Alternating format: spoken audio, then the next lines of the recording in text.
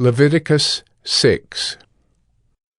The Lord spoke to Moses, saying, If anyone sins and commits a breach of faith against the Lord by deceiving his neighbor, in a matter of deposit or security, or through robbery, or if he has oppressed his neighbor or has found something lost and lied about it, swearing falsely, in any of all the things that people do and sin thereby, if he has sinned and has realized his guilt and will restore what he took by robbery or what he got by oppression or the deposit that was committed to him or the lost thing that he found or anything about which he has sworn falsely, he shall restore it in full and shall add a fifth to it and give it to him to whom it belongs on the day he realizes his guilt. And he shall bring to the priest as his compensation to the Lord a ram without blemish out of the flock, or its equivalent for a guilt offering. And the priest shall make atonement for him before the Lord, and he shall be forgiven for any of the things that one may do and thereby become guilty. The Lord spoke to Moses, saying, Command Aaron and his sons, saying, This is the law of the burnt offering. The burnt offering shall be on the hearth on the altar all night until the morning. And the fire of the altar shall be kept burning on it, and the priest shall put on his linen garment, and put his linen undergarment on his body, and he shall take up the ashes to which the fire has reduced the burnt offering on the altar, and put them beside the altar. Then he shall take off his garments, and put on other garments, and carry the ashes outside the camp to a clean place. The fire on the altar shall be kept burning on it. It shall not go out. The priest shall burn wood on it every morning, and he shall arrange the burnt offering on it, and shall burn on it the fat of the peace offerings. Fire shall be kept burning on the altar continually. It shall not go out. And this is the law of the grain offering.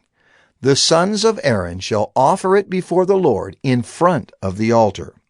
And one shall take from it a handful of the fine flour of the grain offering, and its oil, and all the frankincense that is on the grain offering, and burn this as its memorial portion on the altar, a pleasing aroma to the Lord.